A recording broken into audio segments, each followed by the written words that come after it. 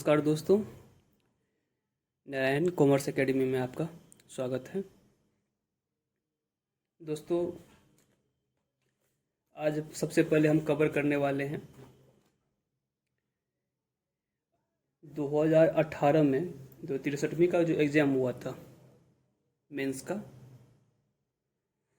उसमें एक capital budgeting से क्वेश्चन आया था। बहुत प्यारा सा क्वेश्चन है, अच्छा कॉन्सेप्चुअल क्वेश्चन भी है। तो सबसे पहले वो हम आपको सॉल्व करके दिखाते हैं और फिर टाइम मिलता है तो एक बहुत ज़बरदस्त क्वेश्चन मेरे नज़र में आया है जो कॉस्टिंग का है और मार्जिनल कॉस्टिंग का है। कॉस्टिंग के बुक से मार्जिनल कॉस्टिंग का एक बहुत अच्छा क्वेश्चन है, वो भी कॉन्सेप्चुअली बहुत अच्छा क्वेश्चन है। तो अगर टाइम बच जाता है तो हम दूसरा क्वेश्चन भी करेंगे, ठीक है। तो चलिए शुरू करते हैं।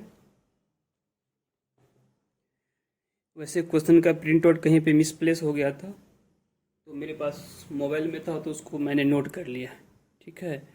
ये क्वेश्चन आपके सामने है और ये इस क्वेश्चन का जो है फ़ोटो मैं आपके वीडियो में डाल दूंगा, जिससे आप लोगों को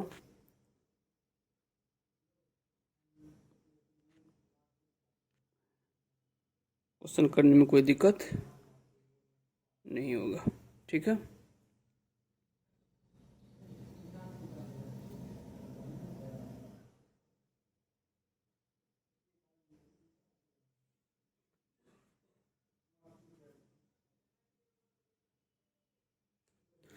देखिए, क्वेश्चन को हम समराइज कर देते हैं सबसे पहले, ठीक है। यहाँ पे मैंने लिख दिया है 2018 63वीं क्वेश्चन नंबर 4 है, उसका मैं पेज भी डाल दूंगा, टेंशन लेने वाली कोई बात नहीं है। और क्वेश्चन में कह रहा है कि एक कंपनी है Bihar engineering company is considering the purchase of machine. उसके पास उसे मशीन परचेज करनी है। तो मशीन मतलब कैपिटल गुड्स है, कैपिटल स्टॉक है। तो ये इसका जो क्वेश्चन जो कवर होगा, आपका जो चैप्टर है फाइनेंशियल मैनेजमेंट में कैपिटल बजटिंग में होगा। तो यहाँ पे आगे बढ़ते हैं। पहला है एक मशीन ए और मशीन बी। कॉस्ट है कैपिटल कॉस्ट, मतलब कैपिटल कॉस्ट का मतलब खरीद मूल्य, जिस पे मशीन को खरीदेंगे। 60,000 रुपया है, 80,000 रुपया है। सेल्स है, ये पर एनम है, सेल्स पर एनम।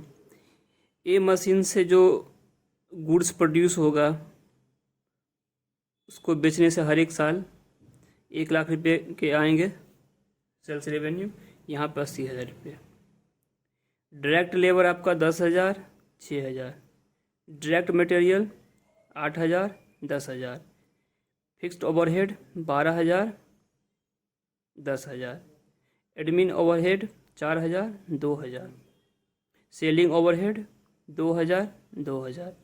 लाइफ है इसका, ये जो मशीन है 2 साल चलेगा, ये मशीन 3 साल चलने वाला है। स्क्रैप वैल्यू नील नील। वैसे स्क्रैप वैल्यू क्वेश्चन में दिया नहीं है, क्वेश्चन है कि इसका लाइफ दो साल का है, इसका लाइफ 3 साल का है, और मशीन के बारे में और कुछ बताया ही नहीं, मतलब स्क्रैप वैल्यू नहीं दिया है। तो अगर क्वेश्चन में स्क्रैप वैल्यू नहीं दिया है तो आपको ये समझना है कि ये जो पार्टिकुलर मशीन ए है ये 2 साल में ख़त्म हो जाएगा और स्क्रैप वैल्यू उसका नील रहेगा, कुछ नहीं आएगा कबाड़ में बेचने से। और इसको भी हम कबाड़ में बेचते हैं 3 साल के बाद तो कुछ नहीं मिलने वाला है। तो मोटा मोटी मतलब यही है, इसके वैल्यू को 2 साल में डिप्रिशिएट करना है, इसके वैल्यू को 3 साल में डिप्रिशिएट करना है, ठीक है दोस्तों। आगे है कॉस्ट ऑफ कैपिटल 10% है, टैक्स रेट 50% है। कॉस्ट ऑफ कैपिटल का मतलब क्या है कि देखिए, कोई भी कैपिटल होता है उसका अब एक अपना कॉस्ट होता है। जैसे आप बिजनेस में जनरली हम लोग ये एज्यूम कर चलते हैं कि ये पैसे जो हम लगाने वाले हैं वो कहीं हम बैंक से लेंगे लोन, या कहीं फाइनेंशियल इंस्टीट्यूशन से लोन लेंगे, उसके बाद उसको हम बिजनेस में लगाएंगे, फिर बिजनेस चलाएंगे, फिर उससे रेवेन्यू आएगा। यही सब साइकिल चलता रहता है। या हो सकता है बिजनेस में उसका अपना कैपिटल हो, बैंक बैलेंस हो, तो उसका भी एक कॉस्ट होता है। मान लीजिए उसको आप एफडी कर दीजिएगा तो 6 से 7% तो मिलेगा। उसी से आप मशीन खरीदिएगा तो कम से कम 7% तो आप उसका कॉस्ट ऑफ कैपिटल रखिएगा ना, कि अगर हम मशीन नहीं खरीदते तो ये इतने रुपया को हम एफडी कर देते तो इतना का तो ब्याज आता। 1 लाख के बाद 1 लाख का है इन्वेस्टमेंट, 1 साल के बाद तो 1,07,000 हो जाता। ठीक है, इन शॉर्ट हम आपको बता दिए हैं कॉस्ट ऑफ कैपिटल के बारे में। टैक्स रेट है 50%। जो कमाएंगे उस पर मोदी जी को 50% देना पड़ेगा। ठीक है, कैलकुलेशन करने के लिए बोला है पे बैक पीरियड और PV of net cash inflows, give reason for choosing of machine. अब ये हमसे ये दो चीज़ सबसे पहले पूछ रहा है, pay back period, PV of net cash inflows. और मान लीजिए 2 पीवी निकलने वाला है, 2 पीवी में से हम किसी को एक को सिलेक्ट करेंगे जो ज़्यादा सूटेबल रहेगा। तो उसको हम क्यों सिलेक्ट कर रहे हैं, उसके लिए आपको रीजनिंग देना पड़ेगा, कारण बताओ।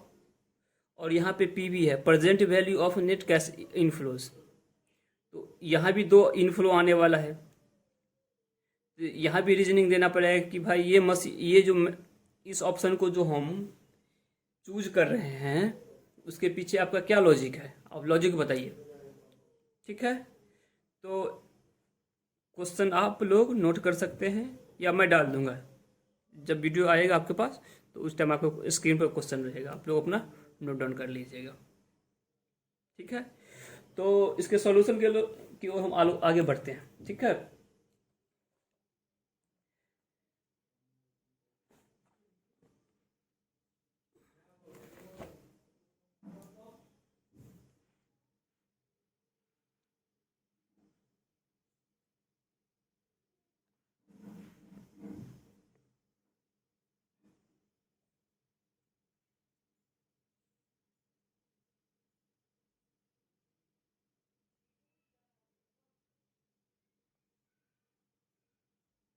मशीन ए।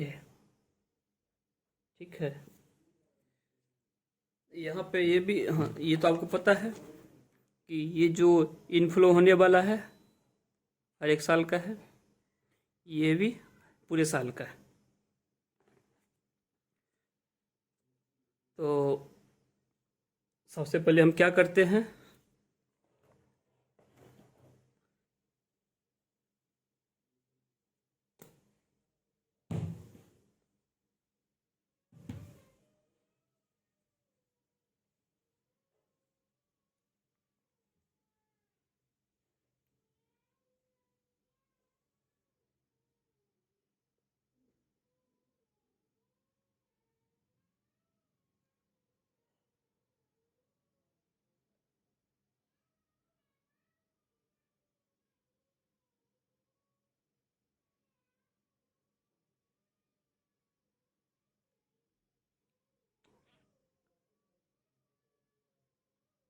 पार्टिकुलर्स। आप लोग थोड़ा प्रेजेंटेशन पर भी ध्यान दीजिएगा, वो भी बड़ा इशू बन जाता है। आपका प्रेजेंटेशन लगना चाहिए ऐसे कि जो क्वेश्चन चेक करेगा आपका क्वेश्चन को आंसर को देखते ही प्यार हो जाना चाहिए उसको। ठीक है, इस तरीके से करना है। पार्टिकुलर्स अमाउंट यहाँ पर दे देते हैं, statement of cost and profit. अब देखिए सेल्स दिया है 1 लाख रुपया, आराम से समझना है, कोई हड़बड़ी नहीं है, मेरे पास बहुत टाइम है आप लोगों को बताने के लिए, अब बहुत कुछ बताने के लिए।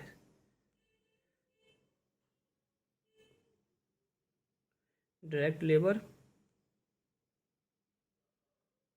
10,000, डायरेक्ट मटेरियल 8,000 रुपये, फिक्स्ड ओवरहेड 12,000 रुपये, एडमिनिस्ट्रेशन ओवरहेड 4,000 रुपया, सेलिंग ओवरहेड, ठीक है, ये हो गया।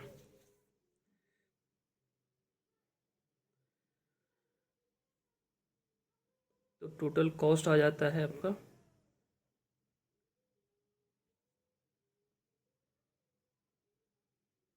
एक चीज़ रह जाता है कि मशीन का जो कॉस्ट है वो 60,000 रुपये का है, ठीक है, 60,000 कॉस्ट है, 2 साल चलेगा, 2 साल चलेगा तो डेप्रीसिएशन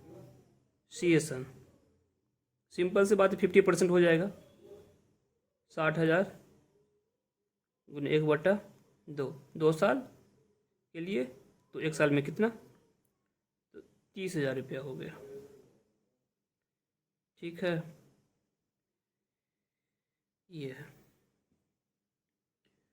30,000, 32,000, 36,000, 48,000, 56,000, 66,000, 66,000 खर्च हो गया 1 लाख रुपया में से, तो कितना बचता है 34,000 रुपया।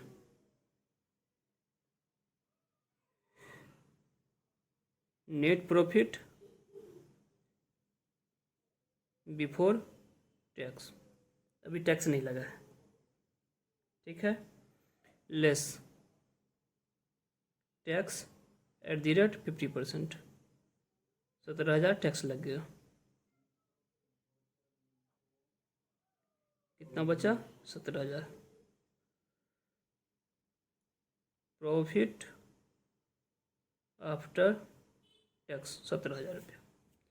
चलिए यहाँ पे कुछ कॉन्सेप्ट आपको बताएंगे, उसको आप समझिएगा, तो अगर हम आगे जो बढ़ेंगे तो तभी आपके समझ में आएगा ये चीज़।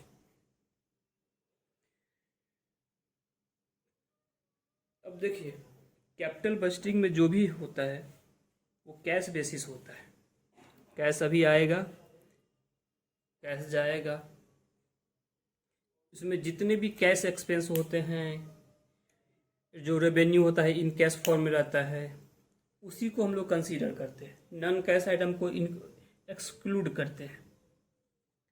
अब यहाँ पे सबसे पहले हमको ये बताइए आप लोग कि नॉन कैश आइटम इसमें कौन सा है। खर्चा तो है, खर्चा वो सही खर्चा है, खर्चा वो सही है, लेकिन उसका जो आउटफ्लो है वो कैश में नहीं हो रहा है, किसी और चीज़ में हो रहा है, या हो सकता है उसका कैश फ्लो पहले हो चुका हो, उसका बस इम्पैक्ट फाइनेंशियल स्टेटमेंट पर दिया जा रहा है। तो देखिए यहाँ जो डेप्रिसिएशन है, डेप्रिसिएशन नॉन कैश आइटम है, ठीक है, नॉन कैश आइटम है, और क्वेश्चन में हम लोगों से जो पूछा गया है वो क्वेश्चन है नेट कैश पे है, पूछ रहा है पे बैक पीरियड है, पे बैक पीरियड, तो वो कैश के बेसिस पे ही निकलेगा। अब पे बैक पीरियड क्या होता है हम आगे आपको बताएंगे। तो यहाँ पे हम क्या करते हैं, एड बैक डेप्रिसिएशन को कर देंगे, एड बैक डेप्रिसिएशन 30,000 रुपया, 47,000 रुपया हो गया, net cash inflow after tax. ठीक है, ये हो गया। अब मशीन बी पे चलते हैं। इसमें थोड़ा हम स्पीड बढ़ाएंगे। कॉन्सेप्ट वही है, बस रिपीट हो रहा है। तो इसका मेकअप आप लोग कर दीजिएगा। स्नो पाउडर जो भी लगाना है।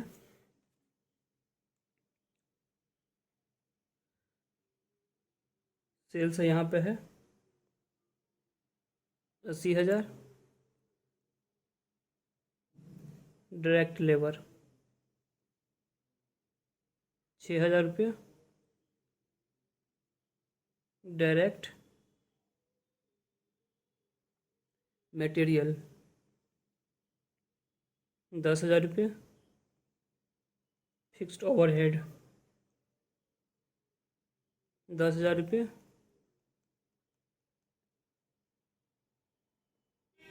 एडम ओवरहेड 2,000 रुपये। सेलिंग ओवरहेड 2,000 रुपये। डेप्रीसिएशन 60,000 है, 3 साल चलने वाला है मशीन। 1/3 20,000 रुपये। ठीक है। प्रॉफिट बिफोर टैक्स 20, 22, 24, 34, 44, 60, 44, 6, 50 हो गया। ठीक है, 50 है। 80 में से 50 चला गया, 30,000 रुपया। Profit before tax less tax at the rate 50%। Modi ji ले गए 15,000 रुपया। 15,000 रुपया प्रॉफिट आफ्टर टैक्स हो गया। Depreciation add back. यहाँ पर अगर किसी को दिक्कत हो तो हमको बताइएगा, हम इसको फिर से एक्सप्लेन कर देंगे। कन्फ्यूज़न नहीं रहना चाहिए, ये तो वो बहुत दिक्कत करेगा आगे जाके। Net cash inflow after tax. आप लोग इसको फटाफट नोट करिए, स्पीड बढ़ाइएगा।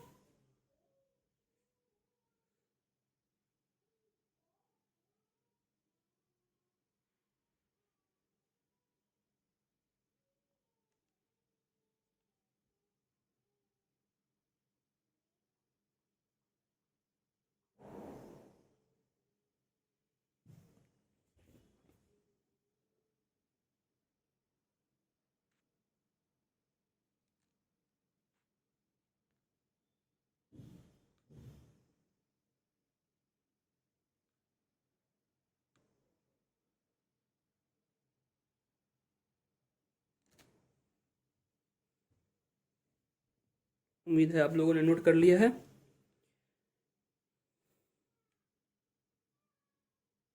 ₹35,000। अब देखिए, ये अब ज़्यादा टाइम नहीं लगेगा क्वेश्चन करने में। मेन टाइम टेकिंग प्रोसेस यही था। अब हमसे पूछ रहा है पे बैक पीरियड। पहला है क्वेश्चन का पार्ट कि भाई आप पे बैक पीरियड कैलकुलेट करिए। पे बैक पीरियड है कि हम कहीं पे कुछ पैसा लगा रहे हैं, तो वो कितने समय के बाद वापस आ जाएगा। मान लीजिए आप किसी दोस्त को 1,00,000 रुपया दे रहे हैं उधारी। ठीक है, उधार के लिए 1,00,000 रुपया दे रहे हैं, और वो बोलता है कि दोस्त मैं तुम्हें 15-15 हज़ार करके देता रहूँगा। ठीक है, 15-15 हज़ार करके तुमको हर एक महीना वापस करूँगा। तो बताइए कितने महीने में पैसे वापस हो जाएंगे। बहुत कॉमन सा एग्जाम्पल है, इसी से आपका क्वेश्चन सॉल्व हो जाएगा। अगर ये समझ में आ गया तो समझ में आ जाएगा, इजी है। तो 1 लाख रुपया है, 15×6 = 90, 90,000 रुपया आपका कहाँ पे 6 महीना में कंप्लीट रिकवर हो गया। अब कितना रिकवर करना है, 15,000, 10,000 रुपया और रिकवर करना है, उससे वापस लेने हैं। तो 15,000 रुपया आपको कितने दिन के बाद मिलेगा, 30 दिन के बाद मिलेगा। 30 दिन के बाद मिलेगा 15,000 रुपया। आपको चाहिए कितना, आप तो बस आपका 10,000 रुपया बाकी है ना, तो 10,000 रुपया आपको मिल जाएगा 20 दिन में। 20 दिन में आपका 10,000 रुपया मिल जाएगा ना। पूरे महीना का 15,000 रुपया, तो 10 दिन का 5,000 रुपया, 10 दिन का 5,000 रुपया, 10 दिन का 5,000 रुपया, तो कितना 6 महीना और 20 दिन, यही पे बैक पीरियड है। इसी एग्जाम्पल को आप बिजनेस में, अपने बिजनेस में पुट अप करिए।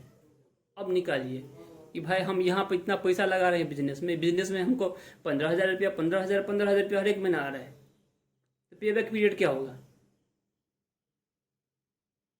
पे बैक पीरियड वही 6 महीना 20 दिन हो गया। ठीक है। और यहाँ पर 15,000 जो आ रहा है, ये वाला 15,000 रुपया आ रहा है, सब खर्चा घटा के टैक्स पेड करके ऊपर से फिर डिप्रिसिएशन जोड़ देंगे। ये 15,000 जो आ रहा है नेट कैश आ रहा है, कैश के फॉर्म में हो, चाहे आपके बैंक के अकाउंट में, बैंक बैलेंस के फॉर्म में हो, ये ऐसा होना चाहिए। तो आई थिंक इसका कॉन्सेप्ट आपको समझ में आ गया। ठीक है। तो यहाँ पे जो इन्वेस्टमेंट है, इन्वेस्टमेंट है 60,000 रुपया। ठीक है, इन्वेस्टमेंट है 60,000 रुपया। कैश इनफ्लो जो होगा, मशीन ए का बात कर रहे हैं हम। ठीक है, मशीन ए फर्स्ट ईयर में आ रहा है 47,000 रुपया। सेकेंड ईयर में आएगा 47,000 रुपया। ठीक है। अब बोल रहा है कि ये 60,000 रुपया कितने दिन में आ जाएगा, तो हमें कितना रिकवर करना है, 60,000 रुपया। तो पहले साल में 47,000 रुपया आ गया, अब हमें कितना चाहिए, 13,000 रुपया चाहिए। तो देखिए 1 साल तो कंप्लीट है, इसमें कोई दिक्कत नहीं है। तो 47,000 रुपया बराबर 12 महीना, तो 13,000 रुपया बराबर वाट, 13,000 रुपया क्या, तो आप सिंपल सी है, 13,000 वाट बराबर हो जाएगा 13,000 गुने 12 डिवाइडेड बाय 47। 13,000 गुने 12 डिवाइडेड बाय 47,000,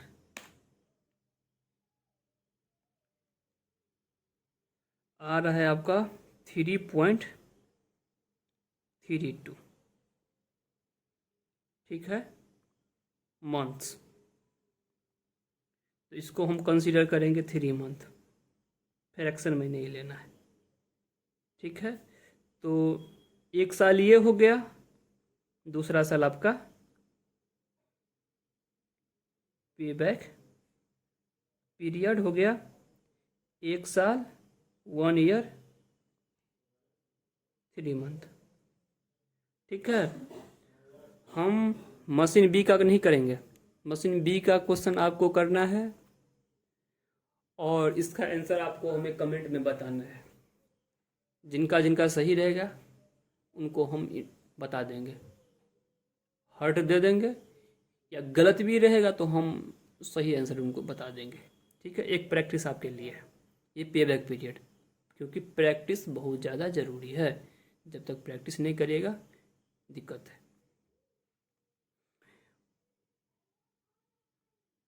मशीन भी आपका होमवर्क है, आपको खुद करना है। दिक्कत होगा तो बताइएगा, ठीक है। अब सेकंड पोर्शन है क्वेश्चन का। सेकंड क्वेश्चन का रहा है PV of net cash inflow. PV of net cash inflow. तो पीवी का मतलब क्या हुआ? पीवी का मतलब होता है प्रेजेंट वैल्यू। बहुत साधारण सा एग्जांपल है, उसको आपको पहले हम समझाते हैं। आप किसी कंपनी में पैसा इन्वेस्ट करते हैं या अपना बिजनेस चलाते हैं। आप अपना बिजनेस स्टार्ट किए, सारा कैलकुलेशन हुआ, 1 लाख रुपया लगने वाला है, 1 लाख रुपया लगेगा बिजनेस करिएगा तो।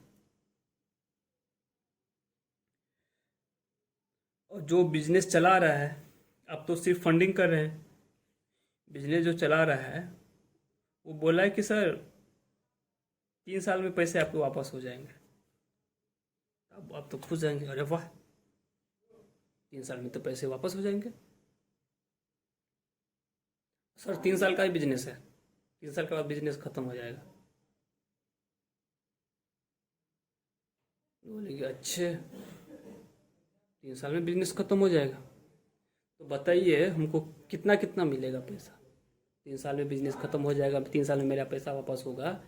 तो सर आपका जो पैसा है ना, अभी आप लगा रहे हैं, अभी आप पैसा लगाइएगा 0 पॉइंट ऑफ टाइम पे 1 लाख रुपया, ठीक 1 साल के बाद हम आपको 33,333 रुपया देंगे। फिर 2 साल के बाद 33,333 देंगे। फिर थर्ड ईयर के लास्ट में 33,333 रुपया देंगे। टोटल आपका 1 लाख रुपया हो गया। तो आप बोलिएगा अरे भाई 1 लाख रुपया अभी हम लगा रहे हैं, अब 3 साल के बाद मुझे 1 लाख रुपया मिलेगा, तो उसका कुछ वैल्यू है कि नहीं? इसी पैसा को हम अपना बैंके में डाल दें, 1 लाख की जगह तो 1,10,000 जरूर हो जाएगा 3 साल में।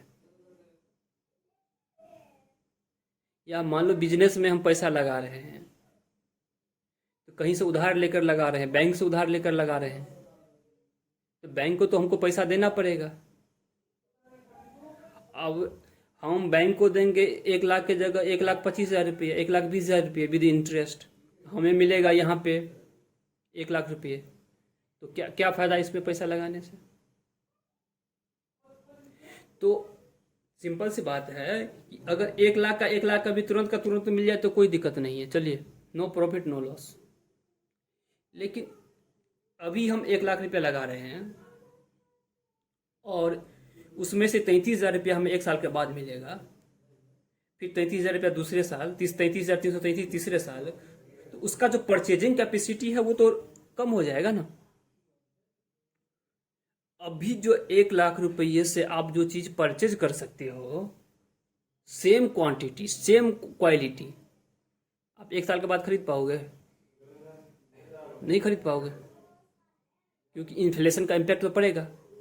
इन्फ्लेशन का इम्पैक्ट पड़ेगा तो आपका जो मनी का जो परचेजिंग पावर कैपेसिटी है वो धीरे धीरे धीरे ग्रेजुअली वो रिड्यूस होता जाएगा, कम होता जाएगा। तो आप तो चाहोगे ना कि कम से कम मुझे इसको इस तरीके से कैलकुलेट करें कि अभी जो हम 1 लाख रुपया लगा रहे हैं, अभी इसको कैलकुलेट करें, इतना पैसा कम से कम हम मिले कि 1 लाख रुपया से ऊपर हो। 1 लाख रुपया से ऊपर ना हो तो कम से कम 1 लाख रुपया तो हो। लेकिन यहाँ पे जो हमें पैसा वापस मिल रहा है, अगर उसको हम डिस्काउंट करते हैं, इन्फ्लेशन का इम्पैक्ट देते हैं, तो वो 1 लाख रुपया नहीं रहेगा, वो 1 लाख रुपया से कम हो जाएगा। ठीक है, तो ये थ्योरी का क्लास नहीं है, प्रैक्टिकल है, तो हम प्रैक्टिकल क्वेश्चन करते हैं। अब बोल रहा है कि यहाँ पे present value of net cash inflow, present value of net in cash flow. तो पहले हम क्या करते हैं, मशीन ए का निकालते हैं। ठीक है, मशीन ए,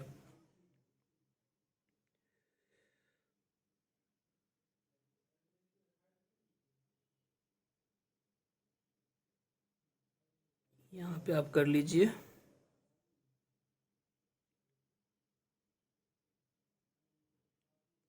यार cash inflow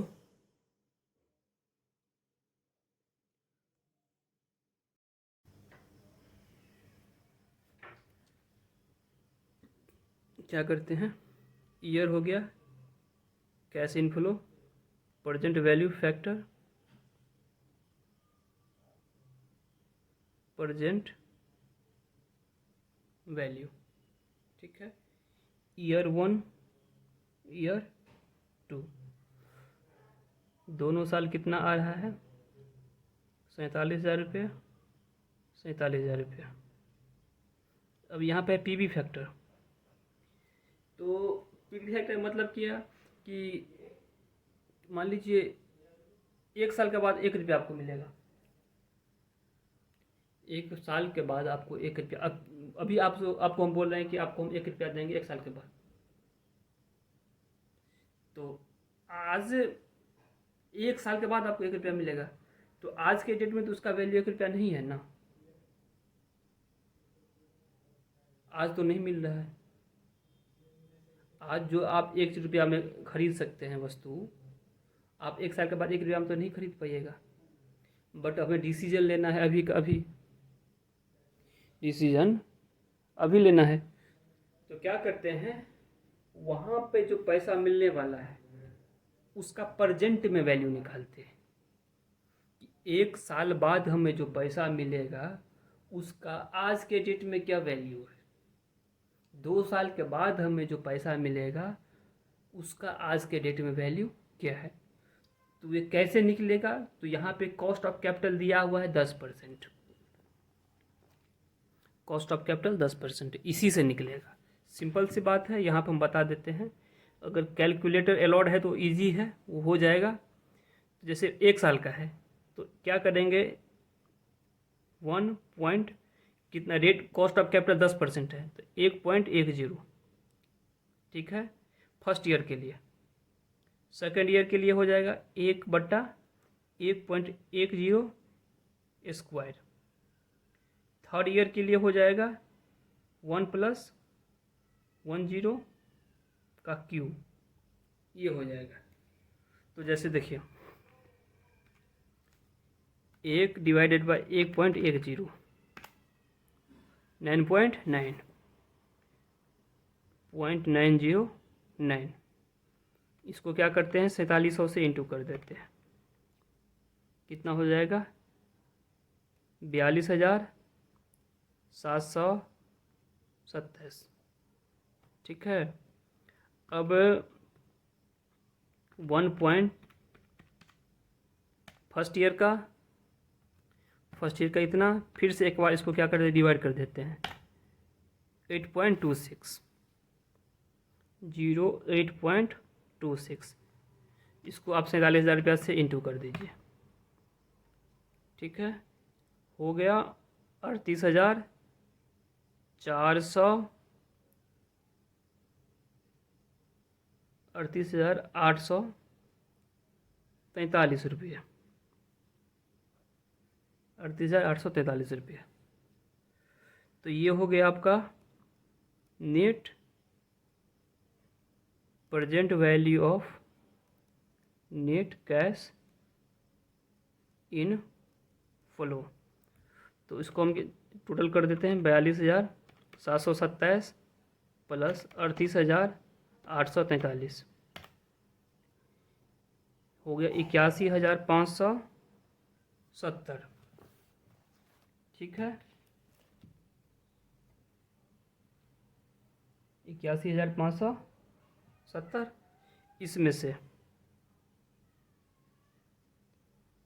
PV of cash outflow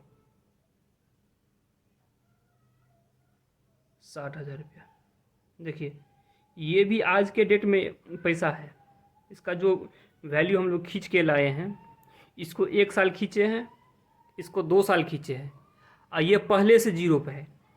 ये 1 साल में मिलने वाला है, मतलब जो चीज़ 1 साल में मिलने वाला है, यहाँ पे हम 1 0 1 2 3 इसको खींच के हम क्या करेंगे, यहाँ पे लाएंगे। इस पैसे को भी खींच कर हम यहाँ पे लाएंगे, और इस पैसे को भी खींच के लाएंगे यहाँ पे। यही है प्रेजेंट वैल्यू। खींचने के लिए जिस फैक्टर का हम उपयोग करते हैं वही है present value factor.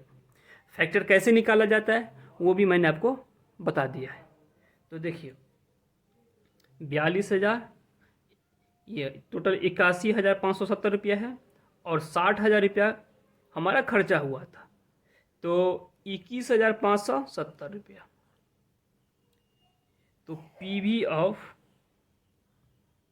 Net present value यही है 21,570 रुपया। ठीक है, 21,570 रुपया ये आपका आंसर हो गया मशीन ए का। अब रह गया मशीन बी। तो मशीन बी हम कराएंगे नहीं आपको, मशीन बी हम आपको नहीं कराएंगे। इसका आंसर आ जाता है मशीन बी। मशीन बी का जो आंसर है वो 27,000 के आसपास है। आंसर हम आपको बता दिए। ठीक है, आप लोग खुद सॉल्व करिएगा। अगर सॉल्व नहीं होता है तो हमको बताइएगा, हम फिर बताएंगे। ठीक है, तो अब यहाँ पे क्वेश्चन का थर्ड पार्ट आ जाता है पे बैक पीरियड। तो पे बैक पीरियड की जो देखिए, पे बैक पीरियड जिसका जितना शॉर्ट रहेगा, कम रहेगा, वो उतना अच्छा है। भाई जिस प्रोजेक्ट में हम पैसा लगा रहे हैं उस प्रोजेक्ट से पैसा हमको जितना जल्दी मिल जाएगा वो उतना अच्छा है। बस यही लॉजिक है, वो आपको कैलकुलेट करिएगा तो पता चलेगा। और सेकंड पार्ट है इसका पीवी ऑफ। तो मान लीजिए इसका पीवी आ रहा है 27,000 रुपया, इसका पीवी आ रहा है 21,570 रुपया। मशीन ए का है 21,570 रुपया, मशीन बी का है 27,000 रुपया। तो आप किस में पैसा ज़्यादा आ रहा है?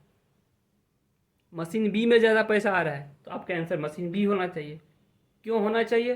क्योंकि यहाँ पे नेट कैश इनफ्लो जो प्रेजेंट वैल्यू में हम निकाल रहे हैं वो ए से ज़्यादा है, इसीलिए मशीन बी को हम प्रीफर करेंगे। अब पे बैक में ये रहेगा कि मान लीजिए ए का कम आता है, तो आपका लॉजिक ये होना चाहिए मशीन ए का जो पे बैक पीरियड है वो बी से कम है। पे बैक पीरियड का मतलब कि जिस प्रोजेक्ट में हम पैसा लगा रहे हैं उस प्रोजेक्ट से पैसा हमको बी से जल्दी ए में मिल रहा है। जिसका पे बैक पीरियड जितना शॉर्टर रहेगा वो प्रोजेक्ट इतना अच्छा है, और जिस प्रोजेक्ट का पीवी प्रेजेंट वैल्यू जितना ज़्यादा रहेगा वो प्रोजेक्ट अच्छा है। शायद उम्मीद है, शायद नहीं, उम्मीद है कि आप लोग समझ गए होंगे। ठीक है, चलिए इस वीडियो को भी ख़त्म करते हैं। कोई भी दिक्कत हो, कोई भी परेशानी हो तो हमें ज़रूर बताइए, कमेंट करिए, तभी हम समझ पाएंगे ना। और सिलेबस आप लोगों का बहुत वास्ट है, तो सबसे पहले हम क्या करते हैं, हम स्टार्टिंग से ये बोलते आ रहे हैं कि सबसे पहले हम क्या करेंगे, प्रीवियस ईयर का जितना भी क्वेश्चन पॉसिबल है वो हम कराएंगे। ठीक है, और एक दोस्त हैं शायद